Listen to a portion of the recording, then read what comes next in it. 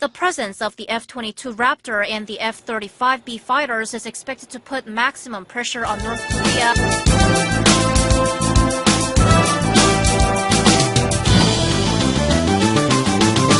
Meanwhile, South Korea and the United States will hold a joint Air Force drill next week involving almost 230 aircraft. The regular exercise is called Vigilant Ace, and it was planned before the North's latest missile launch. But coming so soon after, it'll likely involve a bigger show of force than ever before. Oh Jung-hee reports. U.S. strategic assets are arriving in South Korea for an annual joint Air Force drill called Vigilant Ace next week.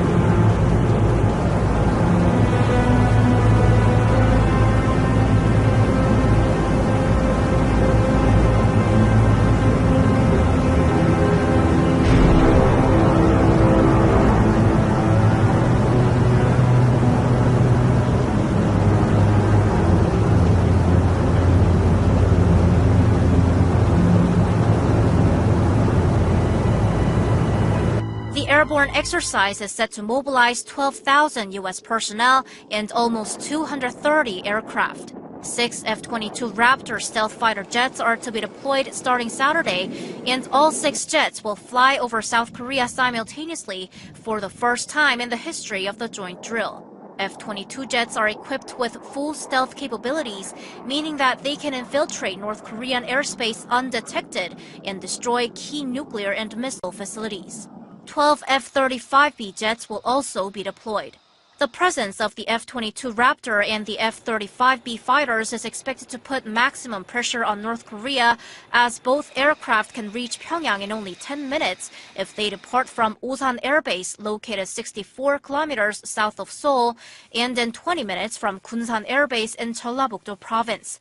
In addition to these two, 6 F-35A stealth fighter jets also arrived in South Korea last week, and B-1B bombers are expected to take part in the drill as well. South Korea's defense ministry says the joint exercise will focus on striking facilities and moving targets in North Korea, as well as countering possible North Korean invasions by sea and air. This year's Vigilant Ace comes in less than a week after Pyongyang launched an ICBM, so it's expected to be carried out amid high tensions on the peninsula. Seoul also plans to coordinate with Washington to have U.S. strategic assets deployed on a rotational basis until the end of the 2018 Pyeongchang Winter Olympics.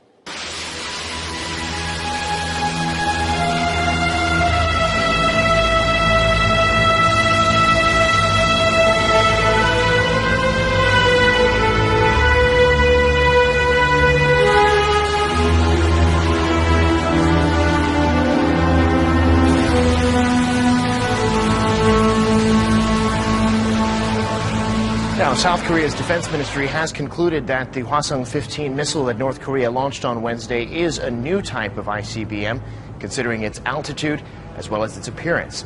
The ministry also confirmed that the missile is capable of targeting most of the U.S. mainland, including the capital, Washington, D.C. Kim Hyun-bin reports. South Korea's Defense Minister Song Yong-moo confirmed that the recent ballistic missile launched by North Korea was in fact a newly developed intercontinental ballistic missile. The confirmation came on Friday during the first parliamentary briefing since North Korea launched the ICBM on Wednesday.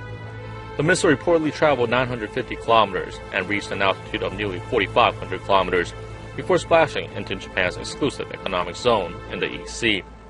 The minister added that the Hwasong-15 has a range of over 13,000 kilometers, meaning it is capable of hitting the eastern United States, including Washington, D.C. The ministry said the North's test appeared successful, but more analysis is needed to see whether the missile successfully re-entered the atmosphere. Re-entry technology is considered the most difficult technology to attain when developing an ICBM, as a warhead needs to endure scorching heat when re-entering the Earth's atmosphere. The ministry said the missile is longer and wider in diameter than the Hwasong-14. Footage and photos of the missile released by North Korean state media on Thursday show the bigger missile with a round and blunt warhead tip. Many experts say the round warhead can mean the regime might be developing a multiple re-entry vehicle, with several warheads mounted on one missile, making it more difficult to intercept. Some experts believe that if North Korea fully develops its miniaturized warhead, the Hwasong-15 could carry up to 3 nuclear bombs.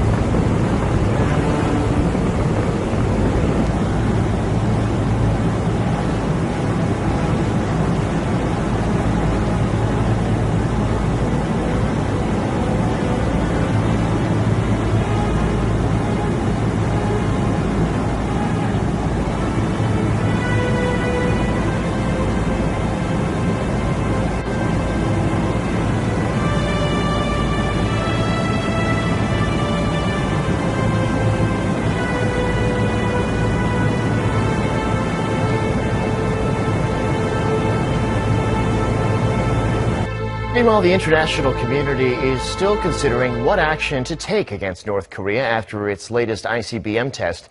But while Washington has made clear that it's China who should do more, Beijing has shown little willingness to comply. Kwon Jang-ho has this report.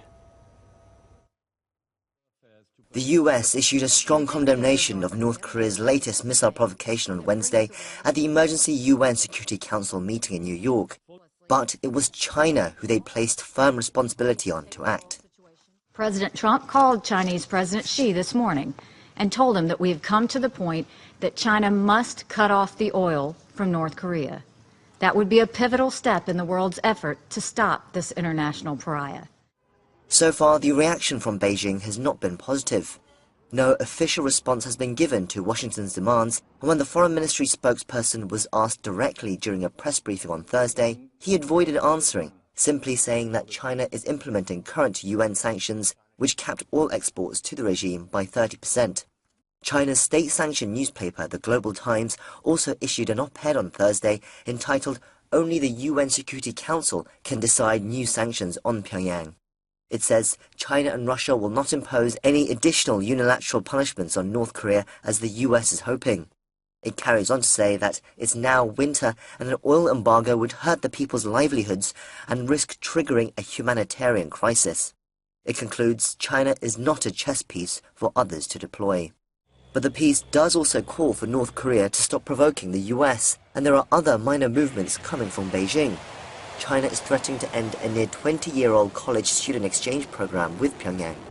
Speaking with Hong Kong's South Morning China Post, Li Gang, the official overseeing the program, said he was concerned by the regime's missile tests and that if there were any danger to their students, they would be ready to terminate the exchange.